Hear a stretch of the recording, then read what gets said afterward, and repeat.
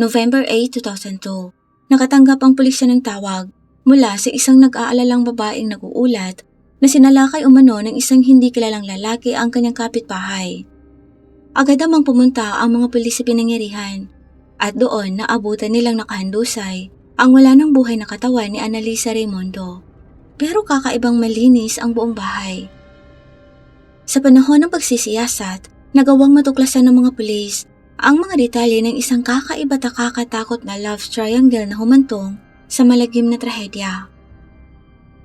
Si Sheila Davalo ay ipinanganak noong May 11, 1969 sa Iran at anak ng isang mag-asawang nananatiling hindi kilala ang mga pangalan. Ang tanging alam lang ay parehong nagtatrabaho sa larangan ng medikal at pangangalagang pangkalusugan ng mag-asawa. Noong huling bahagi ng 1970, lumipat sina Sheila at ang kanyang pamilya sa New York. Tumakas sa kaguluhan at pagdanak ng dugo sa kanilang bansa. Pagkatapos mag-aaral sa isang state university, nakakuha si Sheila ng degree sa biochemistry. Kasabay nito, pinakasalan niya si Farid Mousavi. Gayunpaman, sa panahon ng kanyang graduate studies, nakilala niya si Paul Christos. Mula noon, nagsimula ang isang lihim na pag-iibigan sa pagitan nilang dalawa. Nalaman naman to ng kanyang asawang si Farid pagkaraan ng ilang buwan. At agad na nakipagdiborsyo kay Sheila. Dahil sa malaya na, nagdesisyon naman sina Paul at Sheila ang magpakasal noong 2000. Sa panahong to, natapos na ni Sheila ang kanyang graduate degree at agad na nakakuha ng magandang posisyon sa medical research sa Purdue Pharma na matatagpuan sa Stamford, Connecticut. Habang si Paul naman ay nagtatrabaho sa local campus of Cornell University. Sa oras na yon, tila maayos naman ang takbo ng lahat. Pero dahil na rin sa kanilang mga trabaho, halos hindi na rin magpang-abot sa bahay nila ang mag-asawa. Kaya't pakiramdam ni Sheila naging ordinary at boring na ang takbo ng kanyang personal na buhay. At sa lalong madaling panahon, nakatagpo ng isang taong magpapainit sa kanya. Summer ng 2001, sa isang pulong pagkatapos ng trabaho, nakilala ni Sheila si Nelson Sisler na hindi lang gwapo, kundi matagumpay din at sobrang charming. Nagkagusto din naman sa kanya si Nelson at di nagtagal ay nagkamabutihan ng dalawa. Gayunpaman, hindi sinabi ni Sheila kay Nelson na isa siyang babaeng meron ng asawa. Habang tumatagal ang bawal na relasyon nilang ito sa opisina, nakaisip naman ng tusong plano si Sheila para linlangin ang kanyang nobyo at asawa. Ayaw niya kasing pumili ng isa sa kanila. Habang ayaw pakawalan ni Sheila ang kanyang asawang si Paul, labis din naman ang pagkahumaling niya kay Nelson. Kaya't nagsinungaling siya sa kanyang asawa na may siraulo siyang kapatid na lalaking bibisita sa kanya paminsan-minsan. Ito ay para makapunta si Nelson sa bahay nila. Dinagdag niya ring maaaring magalit ang kanyang kapatid sakaling malaman nitong nag-asawa na siya sa makatwid. Sa gayong mga pagkakataon, kailangang umalis ng bahay ni Paul. Naniwala naman siya kay Sheila at sa katunayan, tuwing kailangan niyang umalis ng bahay dahil bibisita umano ang kapatid ni Sheila, tinutulungan niya itong mag-impake ng kanyang mga gamit, personal na mga gamit at larawan nila ni Sheila. Saka siya aalis at magpapalipas ng gabi sa bahay ng kanyang mga magulang o kaya naman ay makikitulog sa kanyang mga kaibigan. Sa tuwing bibisita naman si Nelson, gagawa si Sheila ng iba pang kwento para ilihim ditong may asawa na siya. Sobra ang pagkahumaling niya kay Nelson pero sa kanyang pagkadismaya, hindi lang siya ang gusto ni Nelson. May iba pang babaeng napupusuan si Nelson na katrabaho din ni Sheila. Si Annalisa Raymundo ay ipinanganak noong September 1970 sa Brooklyn at panganay na anak ni Narinan at Susan Raymundo, isang mag-asawang Filipino-American na manggagamot. May kapatid siyang babaeng tinatawag na Bernadette at isa pang kapatid na lalaki. Maganda si Ana, masigla, malakas at matalino. Isa pa sa napakarami ng katangian ay ang kanyang labis na pagmamahal para sa kanyang pamilya, lalong-lalo na sa kanyang mga kapatid. Nang makapagtapos, mula sa Harvard University sa Massachusetts, nakakuha siya ng master's degree mula sa Columbia University sa New York at mabilis ring nakapasok ng trabaho sa Purdue Pharma, kung saan niya nakuha ang paghanga ng kanyang mga katrabaho mula pa sa simula. Sa kabila naman ng lahat ng tagumpay na to, nahulog na rin si Ana sa mapang-akit na si Nelson. Gayunpaman, ayaw niyang magpadalos-talos. Ayaw niyang magmadali at nais na makilala pang lalo si Nelson. Marahil dahil dito, kaya't hindi niya masyadong binibigyang pansin ang kanilang relasyon. Taglamig naman ng 2001, nagpa siya ng makipaghiwalay si Nelson kay Sheila. Sinabi niya ang kanyang kagustuhang lumagay sa tahimik kasama si Ana, pero walang pakialam ang naging reaksyon ni Sheila. Sinabing summer fling lang naman ang relasyon nilang dalawa. Samantala, nakatanggap naman si Ana ng isang napakalaking alok na trabaho. Nagbitsi siya sa kanyang pinapasukan at lumipat sa ibang kumpanya sa New Jersey. Naging maayos ang takbo ng mga bagay-bagay, kaya't nakapagpasya na rin siyang handa na siyang seryosohin ang relasyon nila ni Nelson. Unti-unti ay naging bahagi ito ng kanyang buhay at sa kalagitnaan ng 2002, nagpa siya ng magsama ang dalawa at naging mas bukas ang tungkol sa kanilang relasyon. Nagdulot naman ito ng hindi maipaliwanag na sakit kay Sheila at sinubukan niyang lahat para muling maibalik ang relasyon nilang dalawa ni Nelson na ngayon ganap nang naging imposible. Sa gitna ng labis na paninibugong to, gumawa si Sheila ng napakaraming hakbang, gaya ng pagkukunwaring humingi ng magandang payo sa kanyang asawang si Paul tungkol sa isang bagay na ikinababahala niya. Nagsimula siyang magkwento kay Paul tungkol sa sinasabing love triangle sa opisina. Humingi siya ng payo sa kanyang asawa para sa isang gawa-gawang kaibigang tinawag ng Melissa na walang iba kundi ang kanyang sarili. Nanghiram pa siya ng listening device sa kanyang asawa para matulungan si Melissa masubaybayan si Nelson. Pagkatapos bumili siya ng lockpicking kit at gumugol ng panahon para pag-aralan kung paano ito gamitin. Noong mga oras na yon, nalaman ni Sheila lang pupuntang Las Vegas si Nelson ng mag-isa. Wala siyang ibang ideya kundi ang sundan to sa kanyang destinasyon at pinaniwala si Nelson na nagkataon lang ang pagkikita nila sa iisang lugar. Nang lumipad naman pa uwi si Nelson, nagulat nang malamang katabi niya ng upuan si Sheila. Hindi man natuloy ang ibang balak ni Sheila, may iba naman siyang planong babago sa buhay nilang lahat. Biyernes, November 8, 2002. Maagang umalis para pumasok ng trabaho si Nelson at plano naman ni Ana na makipagkita sa kanyang mga kasamahan sa araw na yon. Sa pagitan ng 10:30 ng umaga at alas 12 ng tanghali, nakapasok si Sheila sa bahay ng dalawa at doon gamit ang isang kutsilyo, tinapos niya ang buhay ni Ana. Sinaksak nito ng maraming beses sa mukha, leeg at dibdib. Pagkatapos ay naghugas ng kanyang mga kamay sa loob ng banyo, saka tumakas sa pinangyarihan. Ilang sandali pa, pumasok si Sheila sa isang malapit na restaurant at gamit ang isang payphone, tumawag siya sa emergency services. Hindi rin siya nagpakilala, sinabi niya lang na inatake ng di kilalang lalaki ang kanyang kapitbahay. Pagkatapos tumawag sa 911, dumating ang mga detective na sina Tom Chent at Greg Holt sa apartment ni Ana at natagpuan siyang nakahandusay at wala ng buhay sa sahig. Walang mga palatandaan ng saplitang pagpasok o saplitang pagpasok sa loob ng apartment, kaya't ipinagpalagay nilang si Ana mismo ang nagbukas ng pinto sa taong umatake sa kanya. Gayunpaman, may mga palatandaan ng isang marahas na pag-aaway. Isang maliit naman siya ng dugo at mga nagkalat na mga bagay, kabilang ang mga halamang mahal na mahal ni Ana. Samantala, oras na para sa isang informal na pagpupulong sa kasamahan na hindi dinaluhan ni Ana. Hindi nila to gaanong pinansin dahil madalas namang mahuli si Ana. Pero pagkaraan ng ilang sandali, nakadalawampung tawag na sila pero walang sagot mula kay Ana. Samantala, umusad naman ang investigasyon at gaya ng kadalasang nangyayari sa mga ganitong uri ng kaso, palaging ang asawa o kasintahan ang unang pinaghihinalaan. Pero hindi na nila kailangan pang hanapin ang kasintahan dahil kusa nang dumating ng bahay si Nelson. Hinarang naman siya ng mga investigador at sinabihang maghintay na muna sa labas. Hindi tulad ng pamilya ni Ana na natulala sa balita, mahinahon itong tinanggap ni Nelson at hindi man lang nagtanong ng mga detalye na ikinagulat naman ng mga pulis na siyang lalong nagpalubha sa kanilang mga hinala.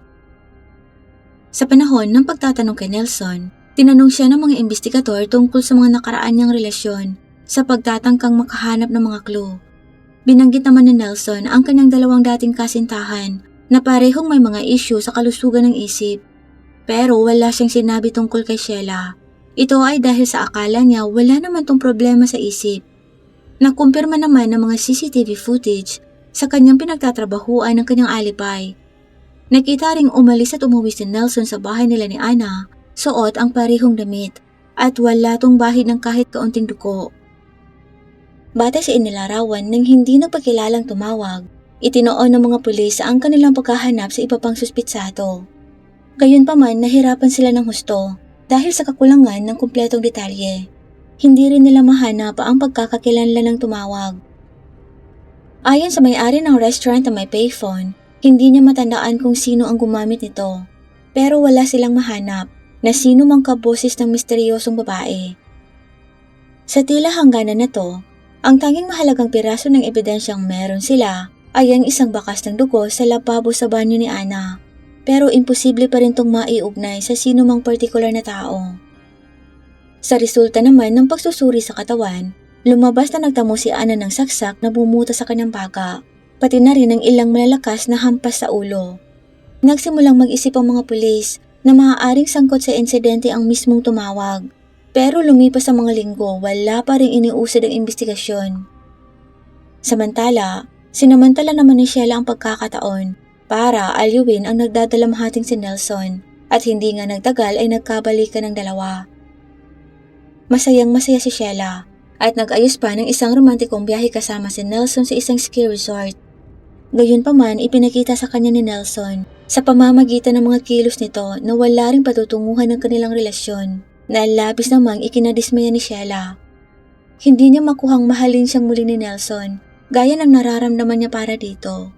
Dahil dito nahulog si Sheila sa isang uri ng depresyon, natutulog na mas matagal kaysa sa karaniwan at nahihirapang gawin ang mga simpleng gawain tulad ng pagbabayad ng mga bayarin. Si Paul na walang alam ay hindi rin naman napansin ang mga palatandaang ito. Isang araw bigla na lang tumigil sa pagiging malungkot si Sheila. Umaga ng March 20, 2003, nagising siyang may panibagong lakas. Ipinagawa ang kanyang mga kuko at nakipagkwentuhan sa kanyang mga kaibigan sa telepono. Saka ay inayos ang pagkikipagkita kay Nelson sa bahay nito para sa isang hapunan nung gabing yon. Pagkatapos ng hapunan nila ng kanyang asawa, iminungkahi ni Sheila kay Paul na painitin ang kanilang relasyon sa pamamagitan ng pagpiring at pagpusas kay Paul sa isang upuan. Ang ideya ay may idadampi siyang bagay kay Paul at huhulaan naman ito kung ano ang bagay na yon. Pumayag naman ang kanyang asawa pero para kay Sheila hindi yun laro dahil malagim ang kanyang plano. Habang nakapusas at nakapiring si Paul, sinamantala naman ni Sheila ang pagkakataon at sinaksak ang asawa ng 2 beses sa dibdib gamit ang kinuhang kutsilyo sa kusina. Saka kinumbinsi si Paul na aksidente ang pagkakasaksak niya rito. Bagamat hindi sigurado si Paul kung ano ang eksaktong nangyari, alam niyang kailangan niya ng agarang atensyon medikal at hiniling kay Sheila na agad na tumawag ng emergency services. Nagkunwari naman si Sheila ang tumawag ng tulong pero si Nelson talaga ang kanyang tinawagan para ikansela ang hapunan nilang dalawa. Saka sinabi kay Paul na busy ang linya at sa huli ay kinumbinsing dadalhin niya na lang to sa pinakamalapit na ospital. Pumayag naman si Paul, gayunpaman sa halip na dalhin sa ospital, inihinto ni Sheila ang sasakyan sa isang liblib na sulok ng parking lot at muling pinagsasaksak si Paul sa dibdib gamit ang kutsilyong dinala niya mula sa bahay nila.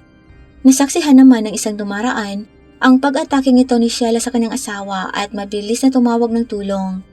Agad rin nadala sa ospital ang naghihingalong si Paul.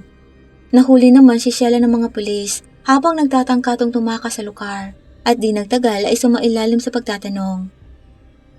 Una nang itinanggi ni Sheila ang lahat ng akusasyon. Sinabi niya sa mga pulis na naabutan niyang may saksak na si Paul at nakahiga sa sahig.